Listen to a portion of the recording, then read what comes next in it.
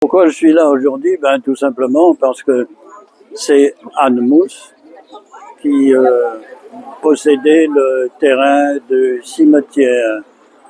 Il n'y avait pas de cimetière, le terrain aussi de la cure, le terrain de l'église.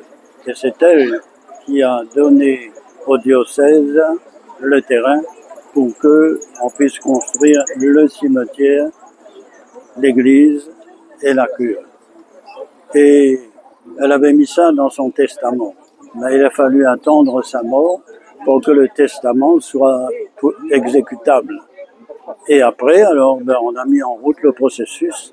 Et c'est grâce à elle, finalement, qu'il y a la paroisse de Sainte-Marie et aussi la cité de Sainte-Marie.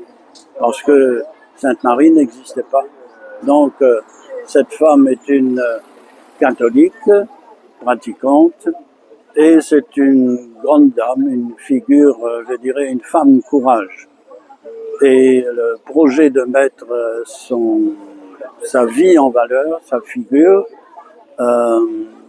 c'est comme à la fois un témoin de la foi, une femme engagée, et puis qui contribue à faire naître une paroisse et à faire naître une cité.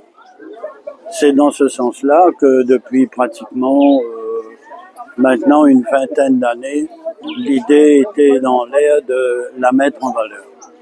Et c'est à partir même des travaux du professeur Prosperev, professeur d'université, et puis d'une association qui s'est créée ici à Sainte-Marie, l'association CLAP, que le projet de faire une sculpture s'est développé.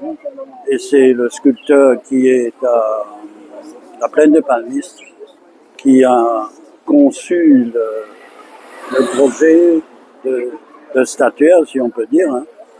Et donc aujourd'hui, on va dévoiler l'œuvre de ce sculpteur fondeur en même temps, mais après des prises de position, une prise de parole de Prosperev, et puis moi-même, je vais faire un tout petit moment de bénédiction de cette sculpture.